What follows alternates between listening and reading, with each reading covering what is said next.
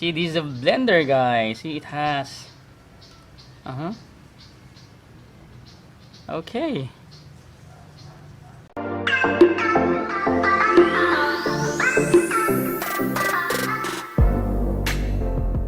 Hey, what's up mga kamanix? Another day, it's another vlog mga kamanix. And today we're going to do a different vlog mga kamanix. We're going to do a product review mga kamanix. By the way, I just want to say thank you so much to Doc Adams. Doc Adams is also a YouTuber, a blogger, a content creator. The time I saw Doc Adam, it was in suggestion in YouTube, and I was so surprised because at first when I saw his vlog, I think he's from Australia, and he was speaking in English, right? And while talking to random people across the street, it's like pretending that he cannot speak Tagalog, but he can really understand and speak Tagalog. And it's really funny, guys. So check the link down below. This is the link of his YouTube channel, so I'll put the link down below also to check it out. Okay, let's go back to our topic. Doc Adams sent me a message. I received a message coming from Doc Adams' secretary, I think, or Doc Adams himself. He sent me a message on my email and asking me to do a product review about his product, and now I already received it. So I got the package, guys. It was sent to my office, so I got it now.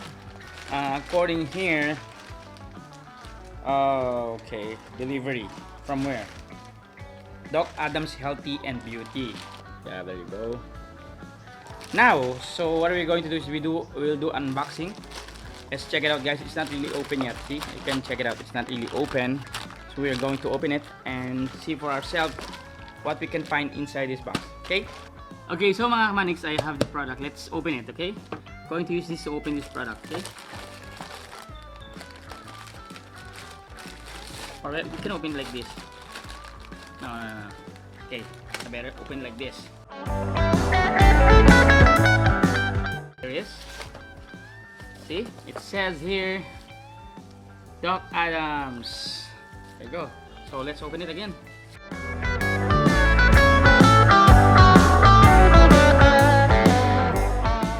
Okay, there, the corner.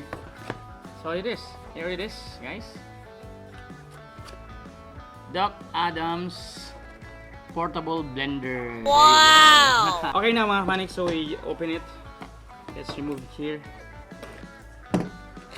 Let's check it out. Let's open it, check it out. Oh, okay. Oh, this is the cover. See, it's a cover. See, there you go. Ah, it has a holder also, or here. Then remove, open it. Okay, slowly.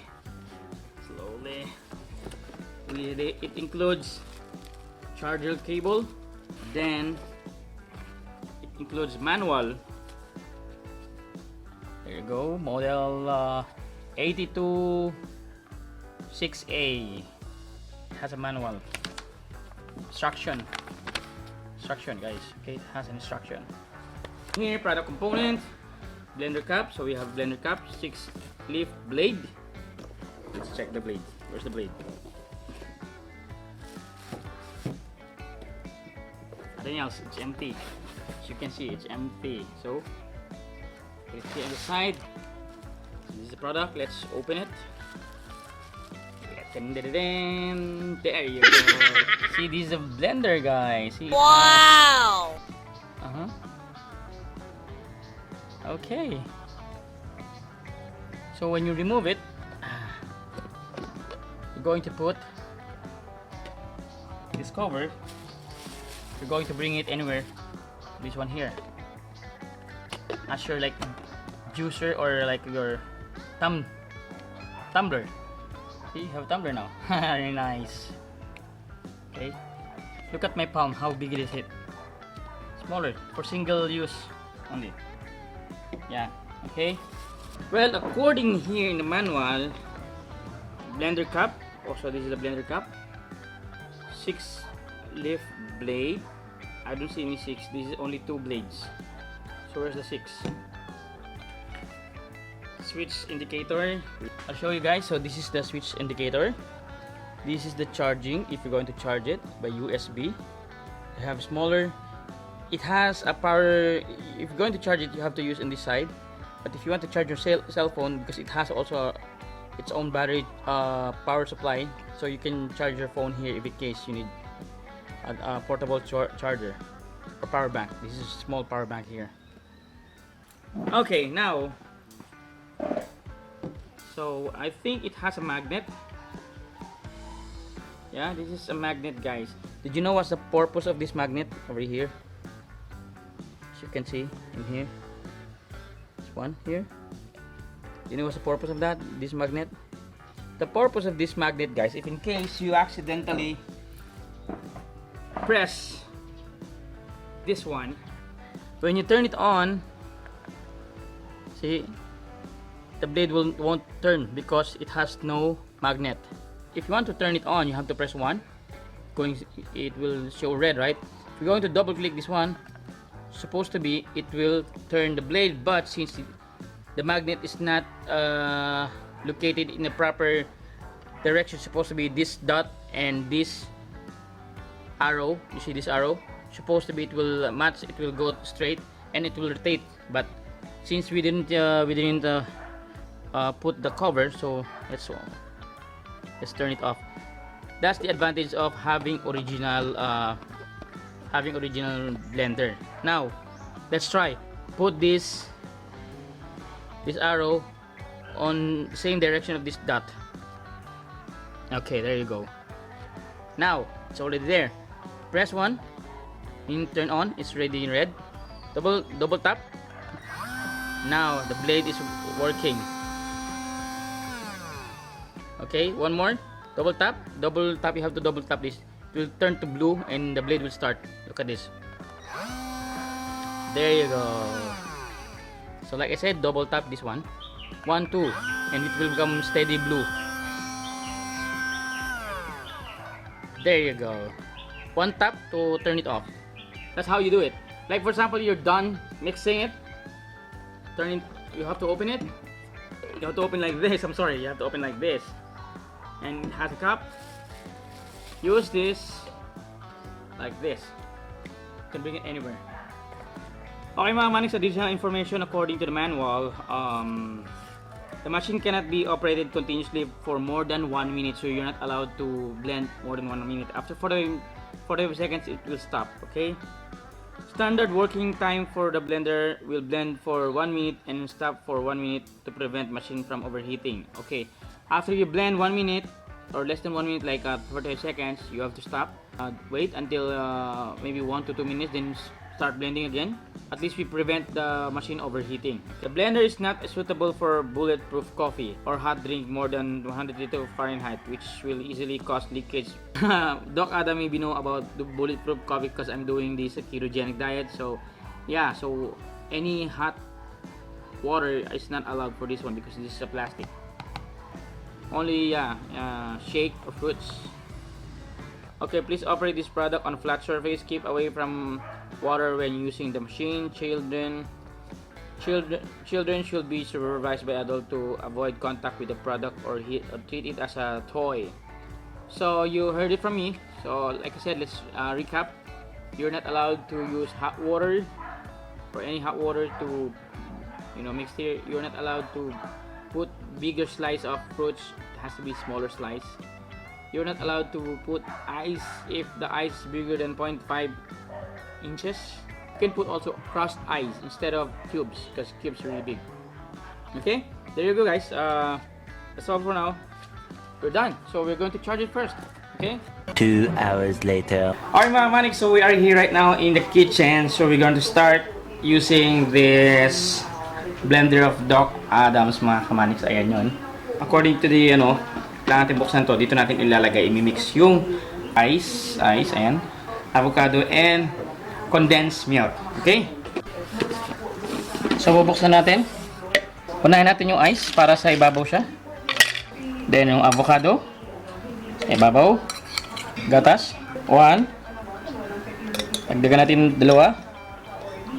So tatlo na po yung tatlong kutsara, then tubig. Lalagyan natin ng tubig. Okay, almost more than 1/4. Then I'm going to close this. Have to close it like this.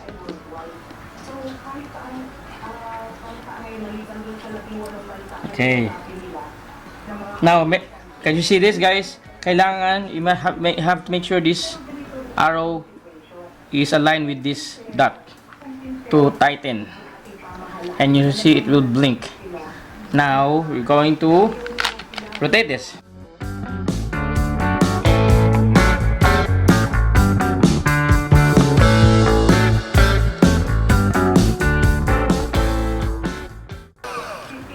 Okay, now it's okay. Open it.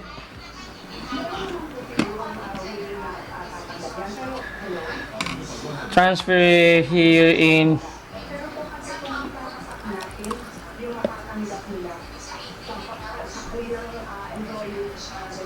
There you go. Okay, there you go mga manics, we're done. This is the final product of what I did. This is avocado shake. A simple avocado shake. And we use this success using this Doc Adams blender. Okay, let's taste.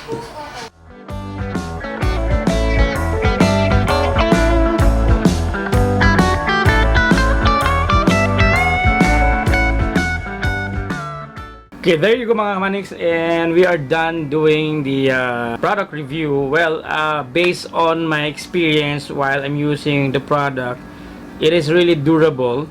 First of all, when it comes to when we're talking about safety, first of all, guys, the product itself is really safe. You know why? Because it has a magnet attached to the the cover, and you know what's the magnet for? Magnet is used to protection. If the magnet will not sync to the proper line, it will never rotate the rotor. You know, the blade. It will never rotate when you open it. Okay, when you open it and you accidentally press the start, it won't rotate because the magnet's not there.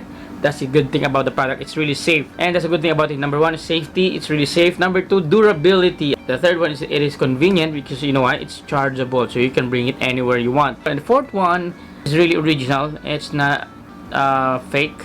It has chargeable. You can use it as power bank to your cell phone. See how convenient it is.